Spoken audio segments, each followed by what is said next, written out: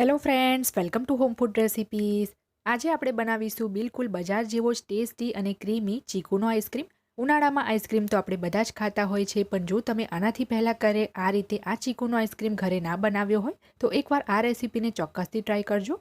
ખાવામાં આ આઈસ્ક્રીમ ખૂબ જ ક્રીમી અને ખૂબ જ ટેસ્ટી લાગે છે. એકવાર ખાશો તો ગેરંટી આપું છું બીજી વાર તમે આઈસ્ક્રીમ ચોક્કસ બનાવશો. તો ચલો એને બનાવવાનું શરૂ કરીએ. સૌથી પહેલાં તો મેં ગેસ ઉપર એક સોસપેન ગરમ કરવા મૂકી દીધું છે. એની અંદર આપણે 1.5 કપ જેટલું દૂધ ઉમેરવાનું છે. તો 1 કપ એટલે કે 200 ml દૂધ મેં એડ કરી દીધું છે. બાકીનું જે અડધું કપ દૂધ છે એ આપણે ડાયરેક્ટ એડ નહીં કરીએ. એની અંદર આપણે 1/3 કપ જેટલો મિલ્ક પાવડર એડ કરીને બરાબર મિક્સ કરીને પેસ્ટ બનાવીને ઉમેરીશું. તો મિલ્ક પાવડર જે છે એનાથી આઈસ્ક્રીમ હોય કે કુલ્ફી હોય બંનેનો ટેસ્ટ ખૂબ જ સરસ ક્રીમી આવે છે. તો દૂધમાં એક ઉભરો આવી જાય એ પછી આપણે આ પેસ્ટ એડ કરવાની છે. તો અત્યારે આ રીતે બરાબર મિક્સ કરીને આપણે એને સાઈડ પર મૂકી દઈએ. 1 થી 2 મિનિટ પછી તમે જોશો તો દૂધમાં આ રીતે ઉભરો આવી ગયો હશે. તો હવે આપણે એની અંદર 2 ટેબલસ્પૂન જેટલી ખાંડ ઉમેરી દઈએ. મિલ્ક પાવડરમાં પણ મીઠાશ હોય છે. આગળ આપણે ચીકુનો પલ્પ અને ક્રીમ ઉમેરીશું એમાં પણ મીઠાશ હશે. તો ખાંડ મેં અહીંયા ઓછી જ એડ કરી છે. હવે એની અંદર આપણે મિલ્ક પાવડરવાળી જે પેસ્ટ બનાવી હતી એ એડ કરી દેવાની છે અને બરાબર મિક્સ કરીને 4 થી 5 મિનિટ માટે મીડિયમ ફ્લેમ ઉપર એને આપણે ઉકળવા દઈશું, જેથી દૂધ આપણું થોડું ગાઢું થઈ જાય. અહીંયા તમે જોઈ શકો છો મીડિયમ ફ્લેમ ઉપર મેં 5 મિનિટ માટે દૂધને વચ્ચે વચ્ચે હલાવતા રહીને ઉકાળ્યું છે અને દૂધ જે છે હવે આપણું થોડું ગાઢું થઈ ગયું છે.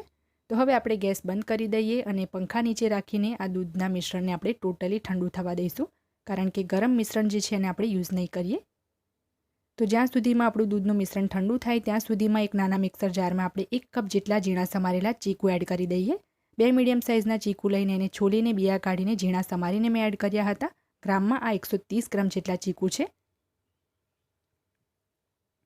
અહીંયા તમે જોઈ શકો છો કે પાણી કે દૂધ ઉમેર્યા વગર જ ચીકુને પીસીને મેં આ રીતે પેસ્ટ બનાવી લીધી છે. હવે આપણે એક બાઉલ લઈ લઈશું. એની અંદર આપણે અડધો કપ જેટલી વિપિંગ ક્રીમ ઉમેરી દેવાની છે. અહીંયા મેં રીચ બ્રાન્ડની સન વિપિંગ ક્રીમ લીધી છે. તમે બીજી કોઈ પણ લઈ શકો છો. તો ક્રીમ ઠંડી હોય એ વાતનું આપણે ખાસ ધ્યાન રાખવાનું છે અને આ રીતના એક ઇલેક્ટ્રિક હેન્ડ વિસ્કરની મદદથી આપણે એને 2 થી 3 મિનિટ માટે ફેંટી લેવાની છે. જે આપણે કેક બનાવવા માટે આઇસિંગ કરવા માટે ક્રીમ whip કરીએ છીએ એટલી બધી ગાઢી નથી કરવાની. બસ આપણે સોફ્ટ પીક ફોર્મમાં આવે ત્યાં સુધી એને whip કરીશું. 2 થી 3 મિનિટ whip કર્યા પછી તમે જોશો તો ક્રીમ આપણી આ રીતે સોફ્ટ પીક ફોર્મમાં આવી ગઈ હશે. હવે આપણે એની અંદર જે ગાઢું કરેલું દૂધનું મિશ્રણ હતું એ એડ કરી દઈશું. ટોટલી ઠંડુ થઈ ગયા પછી જ આપણે આ મિશ્રણ એડ કરવાનું છે. જે ચીકુનો પલ્પ આપણે બનાવ્યો હતો એ પણ આપણે એડ કરી દઈએ. ચીકુનો pulp, whip cream, milk powder ત્રણેયમાં મીઠાશ છે. તો હવે હું આનાથી વધારે એમાં ખાંડ એડ નહીં કરું. તમારે ઉમેરવી હોય તો દળેલી ખાંડ એડ કરી શકો છો. તો એકવાર આપણે આ રીતે ઇલેક્ટ્રિક હેન્ડ વિસ્કરની મદદથી એને ફેંટી લઈએ. 1 મિનિટ માટે એને મિક્સ કરી લેવાનું છે, વધારે નહીં.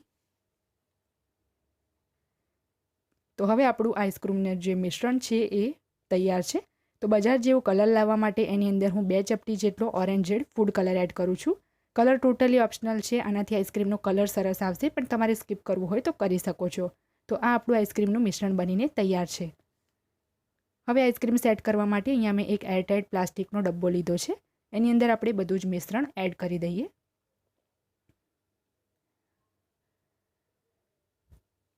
ડબ્બાને આપણે એક વખત હલાવીને સરસ આપણે મિશ્રણને ઇવન કરી લઈશું આ રીતે અને ઢાંકીને આપણે 8 થી 10 કલાક માટે એને જામવા માટે ફ્રીઝરમાં મૂકી દઈશું.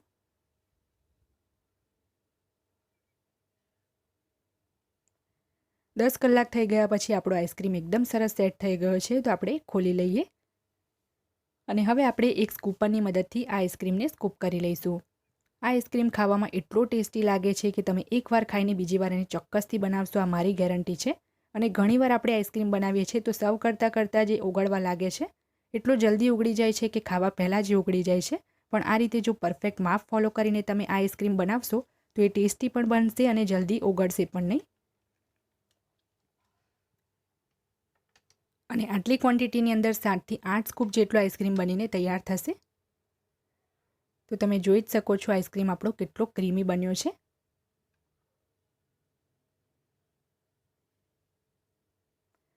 હવે આઈસ્ક્રીમને અહીંયા હું થોડા ચોકલેટ સિરપથી આ રીતે અનઇવનલી ગાર્નિશ કરી દઉં છું, જેથી એ દેખાવમાં હજી પણ સુંદર લાગે. જો તમે એમનેમ ચાહો તો એને એમનેમ પણ સર્વ કરી શકો છો. તો આ રેસીપીને તમે પણ એકવાર ચોક્કસથી ટ્રાય કરજો. જો તમને મારી આજની આ ચીકુ આઈસ્ક્રીમની રેસીપી પસંદ આવી હોય તો મારા વિડીયોને લાઇક કરી શેર કરી ચેનલને સબસ્ક્રાઇબ કરવાનું બિલકુલ ના ભૂલશો. સબસ્ક્રાઇબ બટનની બાજુમાં જે બેલ આઇકન છે એને પણ દબાવજો, જેથી તમને મારા દરેક નવા વિડીયોની નોટિફિકેશન મળતી રહે. અને જો તમારે મારી આ જ રેસીપી હિન્દીમાં જોવી હોય તો મારી હિન્દી ચેનલ ઉપર જઈને જોઈ શકો છો, જેની લિંક મેં વિડીયોની નીચે ડિસ્ક્રિપ્શન બોક્સમાં આપી છે. તો મળીએ નેક્સ્ટ વિડીયોમાં. ત્યાં સુધી આવજો.